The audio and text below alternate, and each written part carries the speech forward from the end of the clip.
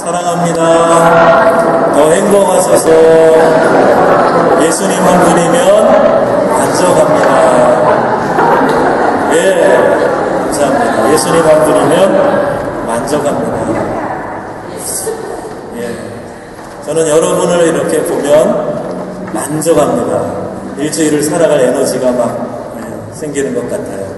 오늘 일부 예배 드리고 가신 분들, 또 이제 한 달 일정으로 한국 가신 분들 많이 계신데 굉장히 보고 싶을 것 같아요. 여러분도 우리 주변에 안 보이는 분 있으면 좀 관심 가지시고요. 함께 기도해 주시면 좋겠습니다. 크도다 경건의 비밀이요. 오늘 말씀이 오늘 우리에게 그렇게 가르쳐주고 있는데요. 새로운 정부가 출범하기 위하여서 그동안 대통령직 인수위원회 굉장히 바쁘게 활동한 것으로 알고 있습니다. 총리지명자, 또 헌법재판소 소장, 각부 장관들 이렇게 지명돼서 국회 청문회를 계속 거치는 그런 과정 가운데 있지요. 그러고 보니까 어떤 흠이 없는 사람이 없는 것 같습니다. 다 뭔가에 걸려가지고 아주 그냥 땀을 빼고 고전하고 그거 설명하느라고들 애쓰고들 있어요. 저는 이러한 현상을 보면서 우리 한국 사회가 겪었던 그 어떤 특정인들만의 문제가 아니고 그 시대를 같이 살았던 우리 모두의 문제가 아니었겠나 그런 생각을 하게 됩니다. 헌법에 국민의 의무라고 말하고 있는 이 국방의 의무, 납세의 의무, 근로의 의무, 교육의 의무, 이런 의무들을 잘 실행하지 않고 요리조리 빠져나갔던 모습들이 역력하지요. 그리고 그 당시에 좀 돈이 있는 사람들은 아파트 투기한다. 또 좀 번 돈을 가능하면 어떻게 세금을 좀 덜 낼까. 이것에 그냥 밝아가지고요. 똑똑한 사람일수록, 가진 사람일수록, 많이 배운 사람일수록 그런 일들을 앞장서서 했고 사회가 그것을 그렇게 부끄러워하지 않았습니다. 그러니 어디 그 한두 사람들만의 책임이겠습니까? 우리 모두가 겪었던 시대의 아픔이고 또 이제는 변화되어야 될 우리의 삶의 모습이 아닌가 그런 마음을 많이 갖게 되었습니다. 회사가 이 근로자의 삶의 질에 대한 염려를 한다든지 더불어 잘 사는 사회에 대한 이상을 가지고 그 기업을 키워나간다든지 이렇게 하지 않고 어떻게 하면 기업주가 좀 이 회사를 크게 불릴까, 돈을 어떻게 하면 많이 벌까, 여기에만 관심을 많이 갖고 회사를 키워왔기 때문에 이러한 여러 가지 불미스러운 일들이 생겼다고 생각이 됩니다. 재벌이 이 골목에 빵가게 차렸다. 뭐 이런 얘기를 하면서 비난하는데 이것은 오늘 우리의 사회를 보여주는 한 단면입니다. 그런데 과연 언제부터 우리 민족이 이런 천박한 경쟁의식 속에서 살게 되었는가? 원래 우리 민족은 그렇지 않았습니다. 여러분 아시는 그 선비의식이라는 게 있어요. 그 세계가 다 응인해주는 우리 한국이 갖고 있는 좋은 전통입니다. 선비의식이 어떤 것입니까? 선비정신은 고든 절개를 강조하고 부귀영화보다는 청렴, 결백한 삶을 가치를 두고 살아가도록 그렇게 가졌던 의식이 바로 이 선비의식 아닙니까?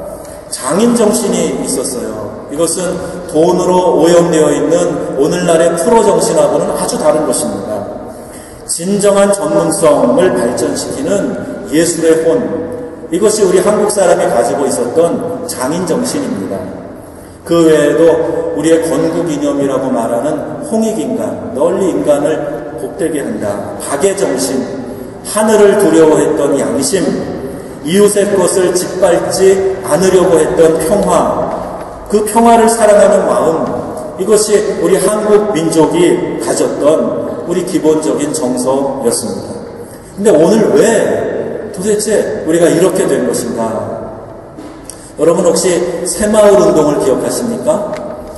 새벽 종이 울렸네, 새 아침이 밝았네, 너도 나도 일어나. 뭐죠? 아무튼 그게 아침에 울려 퍼지면 빗자루 들고 나가가지고 마을 앞길 쓸고 그랬던 기억이 납니다. 부자 마을 만드세 이런 노래 그 끝에 부르고요. 잘 살아보세 잘 살아보세 이런 노래 부르고 그랬습니다.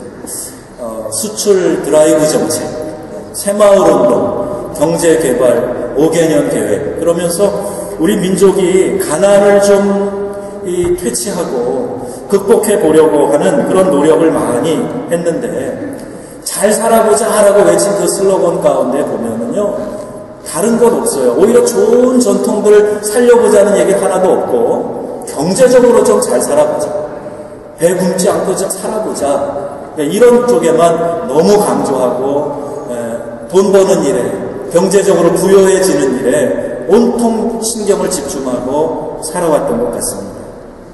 여러분, 우리가 오늘 이 사회가 겪는 이러한 격리 현상을 보면서요, 우리 나름대로 분석도 하고 또 스스로 좋은 비판도 해야 될 것입니다.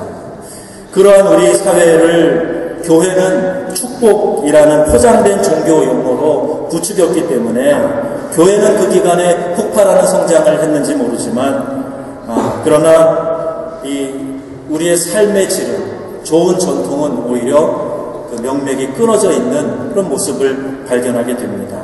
물론 하나님의 섭리, 성령의 역사라는 이 대전제를 무시하는 것은 아닙니다.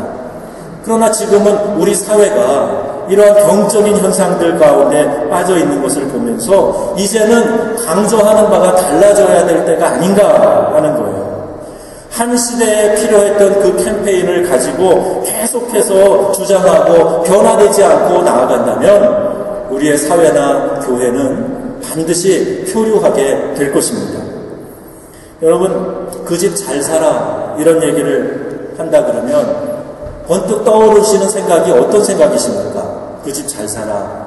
그러면 집도 좀 큰 집을 가지고 있고 강남이나 그 천당 비슷한 분당에 몇십 평 가지고 있고 차도 외제차, 자가용을 가지고 있고 자녀들이 유학가 있고 마음만 먹으면 해외여행 몇 번이라도 가는 그런 사람들을 잘 산다. 보통 그렇게 얘기하잖아요. 우리 여기도 몇 가지는 해당되시는 분들 계실 거예요. 유학 와 계시니까 해당되는 분 계실 텐데 온통 이 경제적인 것에만 집중되어져 있어요. 저는 전에 그 깔레에 한번 갔을 때 참 감동을 받았습니다. 깔레 사람들 여러분 들어보셨죠? 깔레 시민들이 그 영국과의 전쟁 후에 그들이 어떤 자세를 보였는가. 거기서 나온 말이 그 노블레스 오블리제라는 말이 나왔잖아요. 귀족들, 또 가진 사람들, 사회적으로 인정받는 명성이 있는 사람들은 거기에 대한 책임을 느껴야 된다. 노블레스 오블리제라는 그런 말이 거기서 탄생됐고 전 세계가 그 말을 귀한 가치를 생각하면서 사용하고 있지 않습니까? 각기 자기가 맡은 역할을 정직하고 성실하게 행하는 사람, 그 사람이 잘 사는 사람입니다. 남을 사랑하고 다른 사람의 행복을 생각하고 공동체를 세워가는 사람, 그 사람이 잘 사는 사람입니다. 그래서 그 사람은 꼭 필요한 사람이다. 그 사람은 꼭 있어야 되는 사람이다. 이런 평가를 받아야 잘 사는 사람인 거죠. 자기 배만 부르게 하기 위해서 이기적인 부를 축적하는 것이 아니라 어려운 이들에게 베풀고 필요한 곳에 기부하고 어두운 사회를 좀 밝혀주는, 그래서 더불어 윤택하게 만드는 그런 사람이 잘 사는 사람 아니겠습니까? 우리의 생각에서 이 잘 사는 사람이라는 개념이 단지 경제적으로 좀 부유한 것이다 라는 이 의식이 고쳐지지 않는 한 이 사회는 절대 변화되지 않을 것입니다. 잘 사는 그리스도인은 어떤 사람입니까? 육체의 소욕을 따라 살지 않는 사람이에요. 그리고 성령의 소욕을 따라 성령이 시키는 대로 살아가는 사람, 그 사람이 잘 사는 그리스도인입니다. 육체적인 그리스도인, 즉 잘못 사는 그리스도인 어떤 사람인가? 갈라디아서 5장에 이런 말씀합니다. 곧 음행과 호색과 우상숭배와 원수 맺는 것과 분쟁과 시기와 당짓는 것과 분열과 이단과 투기와 술 취함과 방탕함이니 잘 못 사는 사람들. 육체의 소욕을 따라 사는 사람들입니다. 여러분, 이 시대가요 참으로 악합니다. 디모데후서 3장에 너희 말세에 고통하는 때가 이르러, 그리고 그 어떤 시대가 우리 이 말세에 다가오는가 설명하고 있는데 한번 들어보세요. 사람들이 자기를 사랑하며 돈을 사랑하며 자랑하며 교만하며 비방하며 부모를 거역하며 감사하지 아니하며 거룩하지 아니하며 무정하며 원통함을 풀지 아니하며 모함하며 절제하지 못하며 사랑하며 선한 것을 좋아하지 아니하며 배신하며 조급하며 자만하며 쾌락을 사랑하기를 하나님 사랑하는 것보다 더하며 경건의 모양은 있으나 경건의 능력은 없는 자니 이와 같은 자들에게서 너희는 돌아서라. 마지막 때가 되면 사람들이 이와 같은 것들을 쫓아간다는 거예요. 여러분은 여기에서 얼만큼 자유로우십니까? 말세에는 이런 일들이 따르리니 하고 열거한 이 모든 것들에 대해서 여러분 얼마나 오염되지 않고 이러한 시대에 편승하지 않고 거슬러 역행하면서 살아가고 계십니까? 성경은 우리들에게 이 시대를 본받지 말고 마음을 새롭게 함으로 변화를 받아 하나님의 선하시고 기뻐하시고 온전하신 뜻이 무엇인지 분별하도록 하라. 이렇게 말씀하고 계십니다. 시대의 조류를 따라 마치 죽은 고기가 물 위에 떠서 둥둥 떠다니듯이 그렇게 좀 살지 말고 이 시대 정신을 좀 거슬러 올라가서 말세에 모든 사람들이 보여주는 이런 보편적인 이 정서를 따라가지 말고 하나님의 뜻을 분별하면서 살아가라고 그렇게 이야기합니다. 제가 군대 생활을 강원도 양양에서 했는데요. 거기 유명한 시내가 있습니다. 연어들이 알을 낳고 이제 큰 바다에 가서 자라가지고요. 다시 알을 낳기 위해서 회귀하는 거죠. 그 큰 덩치가 돼가지고 이제 자기가 낳았던 치어로 살던 그 시냇물을 찾아 올라갑니다. 긴 시내 줄기를 따라서 흐르는 물을 반대로 헤엄쳐서 올라간다고 생각해 보세요. 그거 쉬운 일이겠습니까? 그러다가 물이 떨어지는 폭포라도 만나면은요, 사력을 다해서 그 폭포를 넘어가는 거. 그게 살아있는 고기의 특징이에요. 우리가 살아있는 사람들이라면, 우리의 영혼이 살아서 하나님 앞에서 이 시대를 염려하며 살아있는 영적인 삶을 살아간다면, 물이 흘러가는 대로 따라 흘러가면 안 돼요. 그 시대를 염려하지, 시대에 편승하지 않고, 이 시대를 따라가지 않고 하나님의 선하신 뜻대로 살아가는 그러한 사람이 되어야 된다고 성경은 말씀하고 있는 겁니다. 교회라는 이름을 가졌으나 경건의 모양을 가졌고 마치 그 경건성을 공인이라도 해주듯이 교회의 직분을 가지고 있지만 그러나 우리가 하나님 앞에 설 때에 부끄럽지 않은 신앙인으로 서야 된다 하는 생각 절대로 잊어서는 안 될 것입니다. 여러분, 기독교 역사 가운데 종교 개혁이 있었습니다. 오늘 우리가 말하는 이 가톨릭 교회, 그 당시에는 하나의 기독교였지요. 근데 이것이 이제 성직도 매매하게 되고 면죄부까지 판매해서 당신의 돈이 이 면죄부를 사서 이 동전함에 떨어지는 순간 당신이 그를 위해 기도했던 영혼이 연옥에서 천국으로 올라갑니다. 테젤이라고 하는 그 면죄부 판매 일을 맡았던 사제는 그렇게 선전하고 다녔어요. 아주 심각한 종교의 타락 현상이 있을 때에 그때 교회가 이러면 안 된다. 개혁자들이 일어났죠. 그래서 오직 믿음으로 솔라 피데를 주장했어요. By faith only. 믿음만으로 우리가 구원받고 믿음만으로 하나님의 자녀다운 삶을 살 수 있는 것이라고 가르쳤어요. 솔라 스크립튜라, 오직 하나님의 말씀만으로 살아야 됩니다. 말씀이 유일한 우리의 삶의 기준입니다. 그걸 주장하고 나온 거예요. 그리고 그들은 하나님 앞에서 오직 은혜로 살아갑니다. 솔라 그라티아라고 이야기하면서 은혜 없이는 우리가 살 수 없습니다.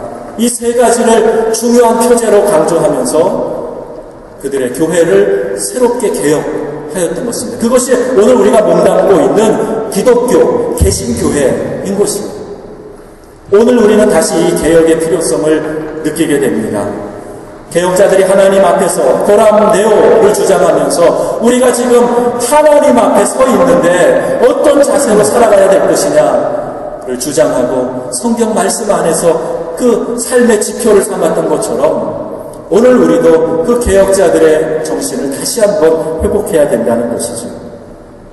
종교개혁자 장 칼빈은 프랑스가 낳은 아주 위대한 인물 가운데 한 사람 아닙니까? 그는 세속으로 변해버린 기독교에 대해서 온전한 하나님의 주권을 강조한 사람입니다. 하나님의 주권 앞에서 우리의 삶을 증거하는 것, 이것이 신앙이다 라고 가르쳤던 인물이에요. 오늘 본문에 나오는 경건이라는 말도요, 이 경건은 율법주의적인 경건을 이야기하고 있는 것이 아닙니다. 크도다 경건의 비밀이요, 율법적인 것이 아니에요. 우리가 하나님 앞에서 영으로 새로워지는 것을 말합니다. 그리고 경건의 능력이 우리의 삶 가운데서 삶으로 나타나는 것, 그것이 놀라운 경건의 능력이라고 성경이 우리에게 가르쳐주고 있는 것입니다. 칼빈은 예수님께서 이 땅에 육체를 입고 오시고 영으로 인정받으시고 영화롭게 되신 것, 이것을 경건의 능력이라고 설명하고 있습니다. 칼빈의 시대와 비슷한 고민, 오늘 우리 교회가 해야 됩니다. 그는 이렇게 말합니다. 우리는 설교를 통해서 하나님께서 사람들의 본성을 책임지셨다고 듣습니다. 그러나 사람들은 설교를 어떠한 태도로 듣습니까? 성경을 읽으려고 애쓰는 사람은 과연 얼마나 있습니까? 이런 일에 신경 쓰는 사람은 거의 없습니다. 모두 자기 일에 대해서만 생각하고 있습니다. 이런 삶이 과연 하나님과 무슨 연관이 있을까요? 오직 나의 삶에만 관심을 두고 살아가고 있다면 하나님의 영광, 하나님의 뜻, 하나님의 주권과는 아무런 상관이 없는 다분히 이기적인 내가 만들어낸 기독교 안에서 스스로를 위로하며 살아가고 있다는 얘기예요. 교회의 타락과 탈선이 왜 일어납니까? 복음이 가르쳐주는 본질에서 벗어나 있기 때문입니다. 기복신앙에 빠져 있어요. 무엇이 기복신앙이지요? 기복신앙의 대표적인 종교라면은요, 미신 종교, 샤머니즘을 이야기할 수 있을 겁니다. 내가 그 신앙을 가지면서 액을 면하고 화를 면하고 복을 받으면 되는 거예요. 다른 아무런 윤리도 없습니다. 남이 망해서라도 내가 복을 쟁취하면 되는 거예요. 이것이 샤머니즘의 정신입니다. 그런데 기독교는 그렇지 않습니다. 기독교는요, 예수의 십자가 정신이에요. 내가 희생을 해서라도 다른 사람이 복되게 하고 잘되게 하는 것, 그 희생 정신이 기독교의 신앙이에요. 그런데 기독교의 신앙 안에 이 샤머니즘이 가득 차 있다는 거예요.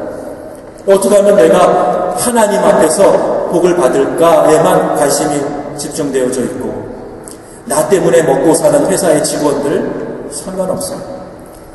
우리의 기업이 더 번성해서 골목까지 들어가서 빵집을 차려도, 그래서 그 동네의 모든 상권이 무너져도 나만 잘 먹고 살면 된다. 주님 더 잘 살게 하여 주시옵소서. 이런 못된 신앙 가지고 살아가고 있다는 얘기입니다. 하나님은 그것을 원치 않으십니다. 교회 안에 기독교인의 덕과 윤리를 가지지 못한 사람들이 많이 있습니다. 세상에 믿지 않는 사람들도 하지 않은 일을 서슴지 않고 스스럼 없이 합니다. 교인들이 더 예의가 없고 더 매너가 없어요. 안 믿는 사람들, 이제 갓 예수 믿어서 교회에 온 사람들 보면 더 정중하고 더 질서를 존중하고 더 화목을 존중합니다. 그런데 예수 오래 믿었다는 사람들이 왜 그러는 거예요? 더 매너도 없어요. 예의도 없어요. 더 폭력적입니다. 폭언을 서슴지 않습니다. 군중 속에 묻혀서 교회의 이름에 자부심을 가지고 살아가는 거예요. 그래서 큰 교회 좋아합니다. 내가 서울에서 다니던 교회가 무슨 교회입니다. 대형 교회 다니다 온 사람들은 더 자부심을 가지고 얘기하는 그런 분위기예요. 그리고 작은 교회에서 온 사람들은요, 교회 이름도 얘기 안 하려고 그래요. 또 물어봐요. 그래도 어느 교회에서 오셨어요? 아, 그냥 작은 교회예요. 개척교회예요. 뭐 죄졌습니까? 이 큰 교회에서 왔다 그러면 뭐 무슨 장을 가지고 온 것처럼 생각하는 그런 분위기가 보편화되어 있다는 얘기예요. 나쁜 것 아니겠지만, 큰 교회에 소속되어 있다는 게 나쁜 것 아니겠지만, 좋은 교육의 콘텐츠가 있어서 많은 혜택을 누리고 더 신앙이 잘할 수 있는 요건이 왜 없겠습니까? 그런데 대다수의 또 많은 사람들은 그냥 묻어가는 사람들, 훈련도 받지 아니하고 그냥 나는 어느 교회 다닌다, 그거 자랑하는 사람들 있다는 거예요. 그러나 여러분, 잘 알려진 교회, 많은 사람이 모이는 교회에 출석하는 것이 곧 그 사람의 경건의 수준을 증명해 주는 것 아닙니다. 그것을 보장해 주는 것 결코 아니에요. 이것은 이른바 잘못된 메이커주의, 잘못된 명품주의와 다를 것이 없는 것이지요. 요새 안타까운 현실이 있습니다. 우리 한국 교회에 대표적으로 유명한 교회가 계속 퍽퍽 넘어지고 있는 거예요. 한국 교회를 송두리째로 흔들려는 이 사단이 한국의 유명한 교회들을 시험 걸어 넘어지게 하고 있습니다. 이단들이 또 여기에 가세하고 있습니다. 교회 공금 횡령 문제로 실형을 받은 사람이 생기는 거예요. 성추행 문제로 교회를 사임하고, 또 자기 자신의 부끄러운 것, 아직 세상도 잊어주지 않고 용서해주지 않았는데 자기 자신이 자기 스스로를 용서하고 교회 개척하고, 또 거기 몰려드는 수백의 사람들은 또 뭡니까? 우리 한국교회가 그러고 있어요. 논문 표절 문제, 큰일 났습니다.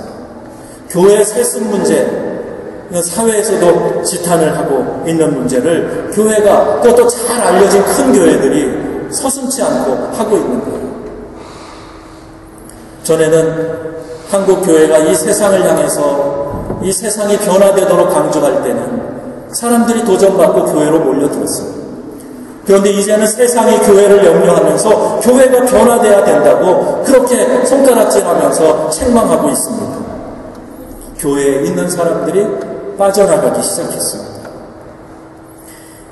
교회 안의 목회자들을 먼저 공격하는 것은 목회자들의 신앙이나 윤리 수준이 다른 이들만 못해서가 아니에요. 목자가 넘어지면, 목자를 치면 양들이 흩어지기 때문이다. 성경 그렇게 주의를 요하고 우리들에게 그렇게 경고하고 있습니다. 여러분, 변화는 나 자신의 성품에서부터 시작돼야 됩니다. 저는 이렇게 묻고 싶어요. 경건하게 살아가려는 여러분들의 삶에서 기쁨과 감사, 하나님의 선하심을 진정으로 고백하실 수 있으십니까? 아니면 여러분들은 경건하게 살아가려고 늘 하나님의 감시와 통제 속에서 불편함과 고통을 느끼면서 살아가고 계십니까? 하나님, 이번 딱 한 번만 눈 감아주세요. 그냥 이건 제가 좀 하고 싶으니까 할게요. 다음에 또 회개할 테니까 그때 친절히 용서해 주세요. 매 주일날 있는 참회의 기도가 마치 그냥 나의 그 불편하고 좀 이렇게 찝찝한 마음을 씻어내는 것 정도의 생각을 하고 참회의 기도를 드리시고 있다면 여러분 크게 착각하고 계시는 거예요. 여러분이 믿는 하나님은 구원의 하나님이십니까? 아니면 심판의 하나님이십니까? 주님 말씀하시는 것이 있었어요. 또 실로암 망대가 무너져서 사람들이 와가지고 실로암 망대가 무너져 사람들이 많이 죽었습니다. 예수님 뭐라고 했어요? 실로암 망대가 무너져 치어 죽은 18사람이 예루살렘에 있는 다른 사람들보다 죄가 더 있는 줄 아느냐? 아니라 너희도 만일 회개치 아니하면 다 이와 같이 망하리라. 이리 말씀하셨습니다. 케냐에서 사역하시는 유니스 선교사님이라고 계시는데 아주 재미있으신 분이에요. 코스타 강사로 자주 오십니다. 그분이 이런 이야기를 들려주셨어요. 이게 실화인지 교훈 삼아 만드신 얘기인지 잘 모르겠습니다. 어느 장로님이 주의를 범하고 골프 치러 갔는데 그만 날아오는 골프공에 맞아가지고요 쓰러지셔서 뇌진탕으로 돌아가셨습니다. 사람들이 그 현상을 보고 수군거립니다. 주의를 범하더니 벌받은 거야. 그런 얘기 들어보셨죠? 벌받은 거야. 하나님이 치셨어. 이런 얘기 들어보셨을 겁니다. 어제 우리 중직자가 성경 공부하는데 제가 갑자기 문득 그런 옛날 생각이 났어요. 우리 상처에 대해서 우리 같이 공부했거든요.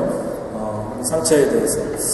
관계라는 책을 읽고 교육자 중지자반에서 같이 나눴습니다. 상처에 대한 이야기를 하다가 저에게 큰 상처를 준 사람들, 그리고 이러면 안 되는데 라고 살았던 사람들, 아들이 죽고 오토바이 뒤에서 떨어져서 죽고 한 명은 그 직위에서 해고되고 이런 일들이 있었더라고요. 근데 여러분, 이런 일이 그냥 자주 있는 거 아닙니다.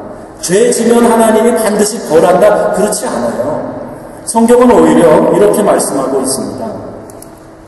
하나님께서 주는 선하사 사죄하기를 즐거워하시며, 이렇게 말하고 있습니다. 아나니아와 삽비라가 성령을 속여서 그 자리에 영이 떠나고 쓰러져 죽은 일들은 초대교회와 같이 아주 긴급하게 급박한 복음 전도의 그런 사명이 있는 그런 시대에 일어나는 일이지, 오늘 우리의 시대에 법칙처럼 일어나진 않습니다. 그렇다고 해서 여러분, 우리가 내가 막 살아도 죄를 지어도 좀 내 성질대로 해도 하나님 가만두시던데 이렇게 생각하는 것은 오해입니다. 여러분, 하나님이 안 계셔서, 못 보셔서 가만히 계시는 게 아니에요. 우리 하나님은 우리를 오래 참으시고 인내하시고 기다리시고 한 영혼이라도 회개하고 돌아와서 그 영혼이 버림받지 않기를 기다리고 계시는 겁니다. 만약 죄 지을 때마다 그때 벌하셨다면 저를 비롯해서 여기 지금 살아계실 분 몇 명이나 계실지 몰라요. 갑자기 골프공이 날라올 수도 있고, 하늘에서 갑자기 러시아에 그런 일이 있었다면서요. 갑자기 운석이 떨어져가지고 거기에 어떻게 될지도 몰라요. 하나님이 참으시기 때문에, 우리를 오래 기다리시기 때문에 한 영혼이라도 더 구원하시기 위해서 우리에게 기회를 주시고 계시는 거죠.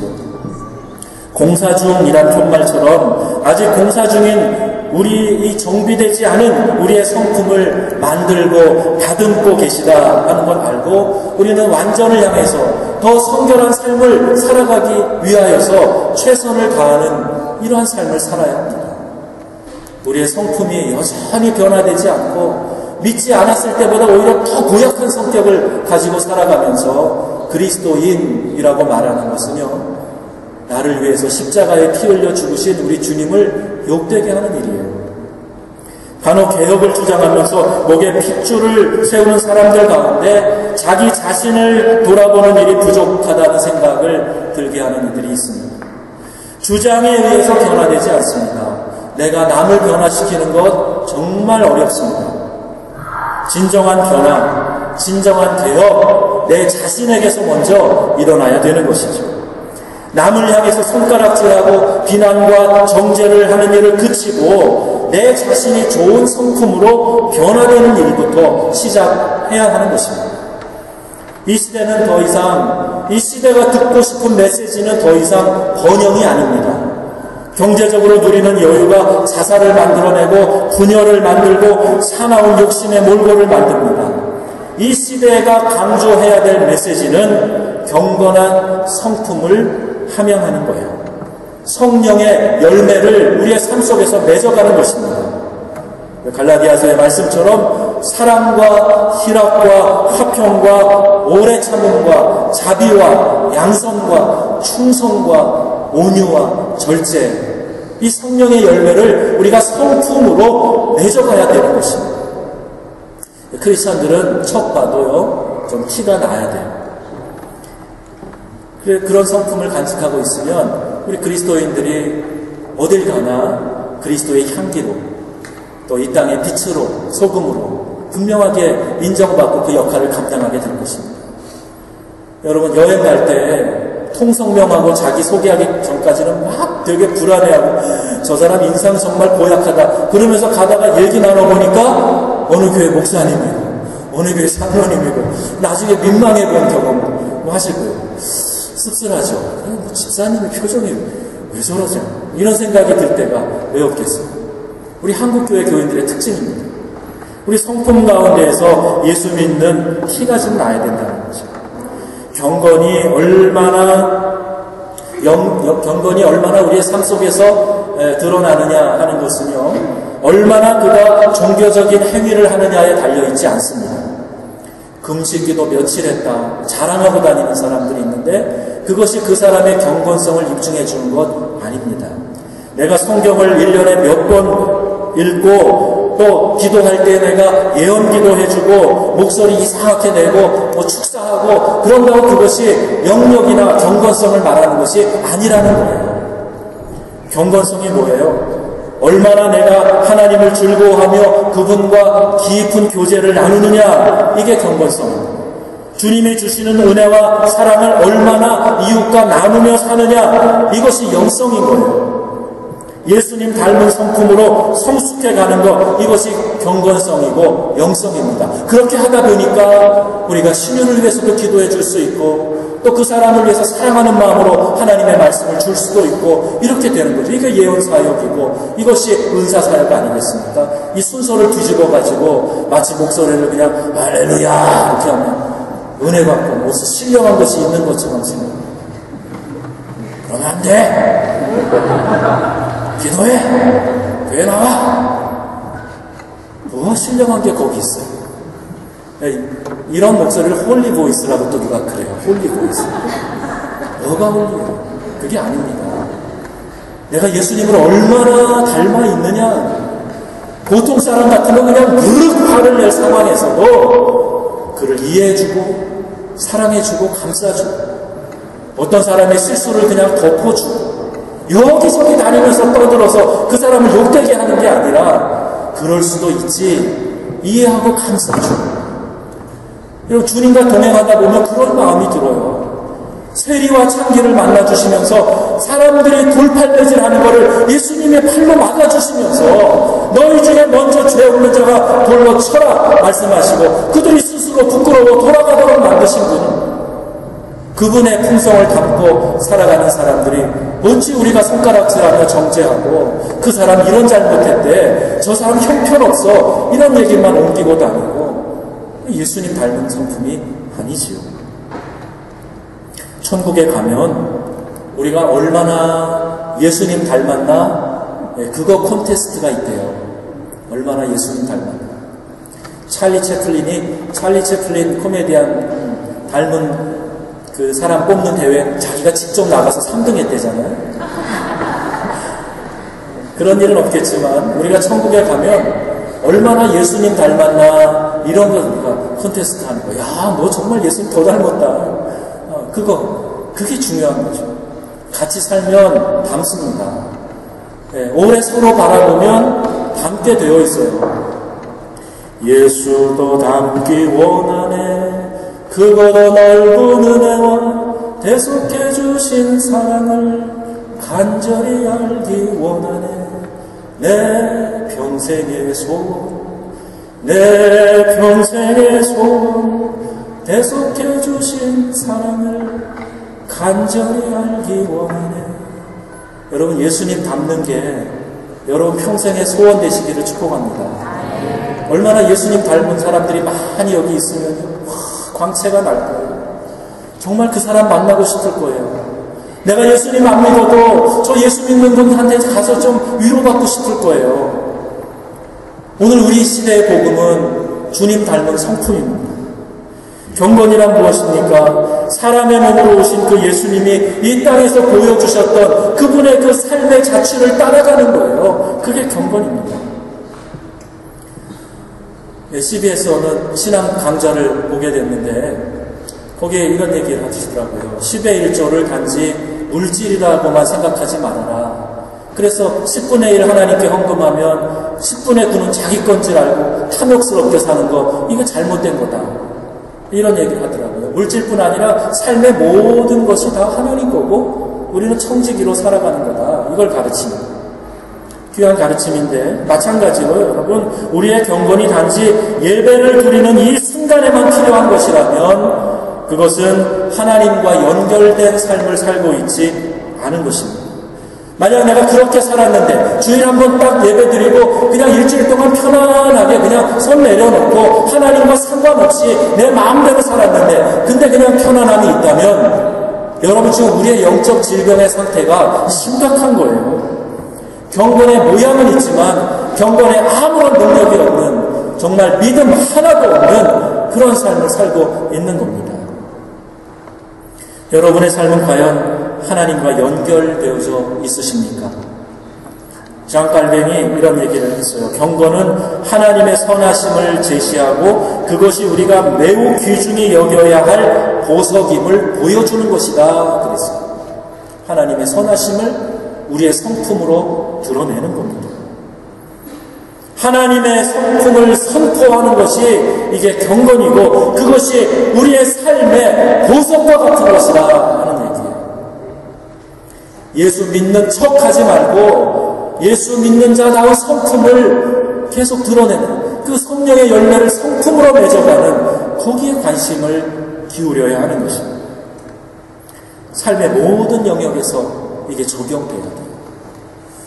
제가 한국에 있을 때 어느 여의도로 가는 전철이 있습니다. 지하철 5번인가? 그런데 유명해요. 사람이 우르르 타는데요.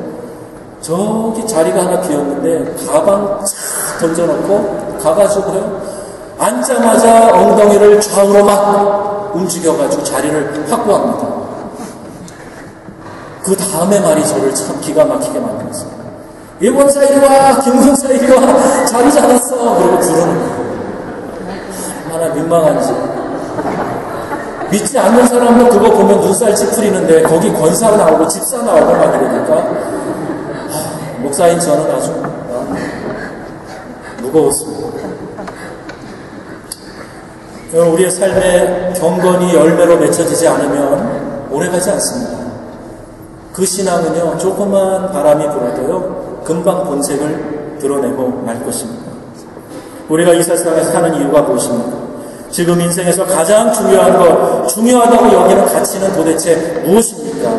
그것이 하나님과 관련되어 있는 것이 아니라면 죄송하지만 우리는 하나님 안에서 경건한 삶을 살고 있지 못한 겁니다.